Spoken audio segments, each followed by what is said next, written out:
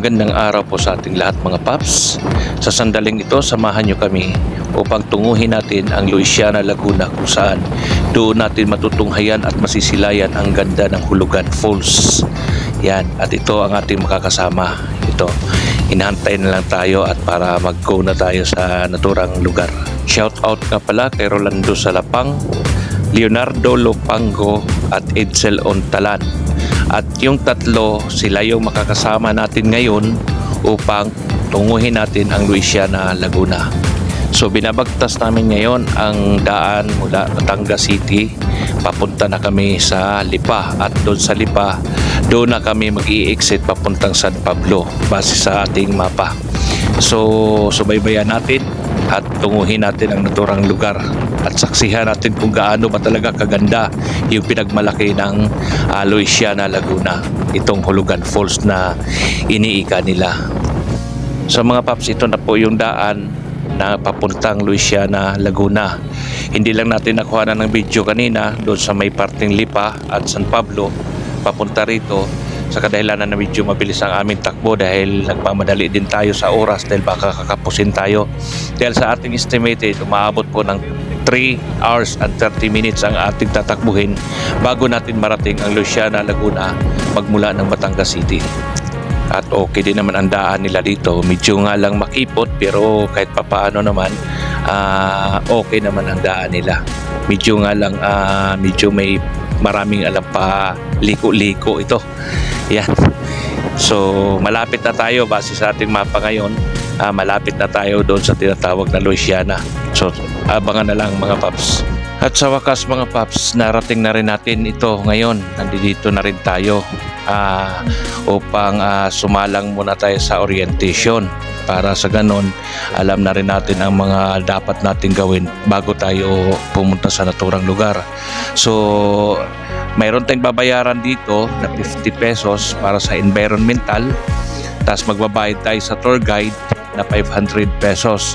So sa tour guide naman, kung marami naman kayo, kahit pwede naman kayo maghati-hati na lang para mabigyan nyo yung tour guide na 500 pesos.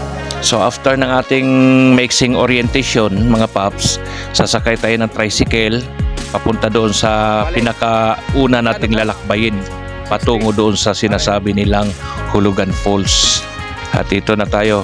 Ito na yung daan, pinakaunang daan natin papasok. Medyo maganda pa at semento naman yung dinadaanan mo, na parang hagdanan siya pababa.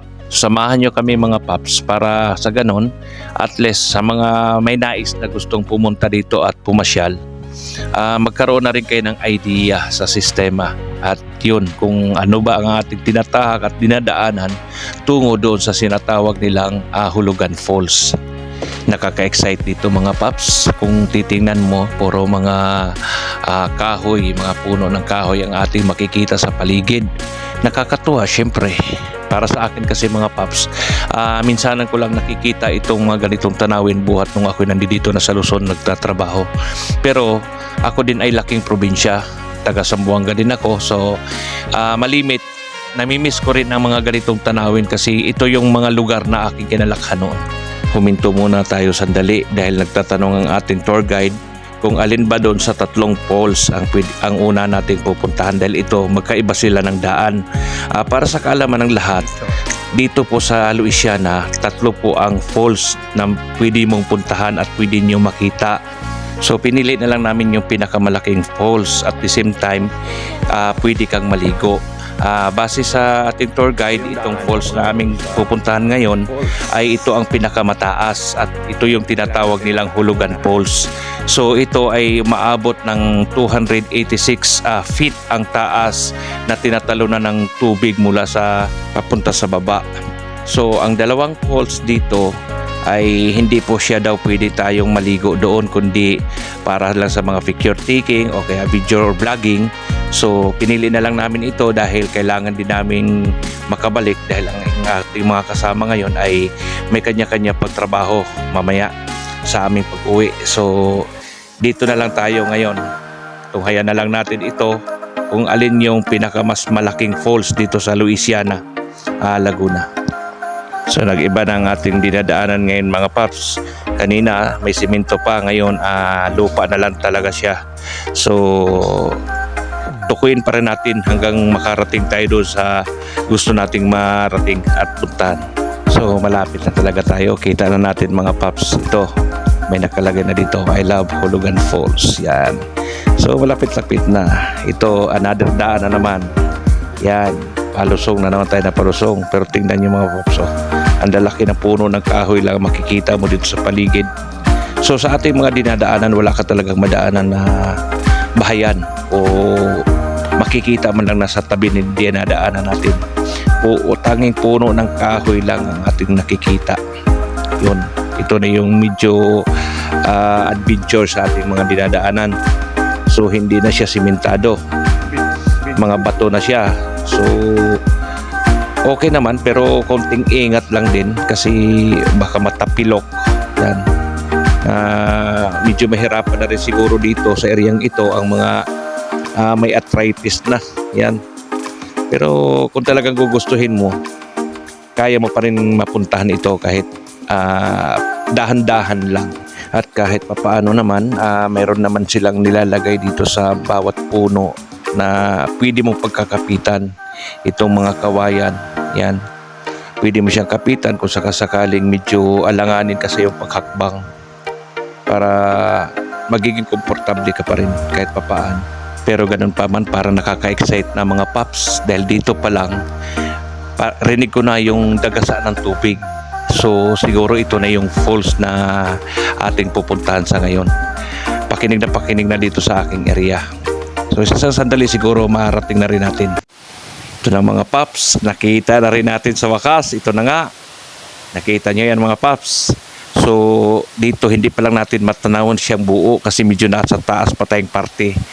So, yan, nandito na tayo ngayon. Nakarating na rin tayo sa wakas. Yan, ang sarap dito mga paps. Tingnan nyo. Wow, swabe dito. Ang ganda. Totoo nga ang sinasabi nila, napakataas pala. Ito yung pinakamataas na falls dito sa Louisiana. Na ito yung tinatawag nilang Hulugan Falls. Hindi ko lang ma-recall yung tawag nung dalawang falls na mayroon pa sila dito. Pero yun ay mabababa lang. Oh. At the same time, ito yung falls na pwede mo lang ding paliguan itong area. So nakikita niyo mga paps, ang daming tao. Ang daming mga turista. Kahit medyo mahirap yung dinadaanan natin, pero pagdating mo dito, paps, oh, sulit na sulit. Ang sarap talaga, ang sarap mong pagmasdan. Oh, ayan, nakikita niyo mga paps. So, tanggal lahat ang pagod sa paglalakad, pagod sa biyahe. Basta't matanawan mo lang dito mga paps, masasabi mo talaga wala ka nang nararamdaman kundi nafe-feel mo yung saya. At syempre, hindi lang tayo pumupunta dito para ating masilayan at patunghayan itong falls na ito, kundi sulitin na natin mga paps. Yan, maliligo na rin tayo para sa ganon ma-feel natin ang sarap dito maligo, malamig. So panoorin nyo na lang muna mga paps ang ating video, silayan nyo ang falls at ako'y magpe-prepare din muna para ako'y maliligo.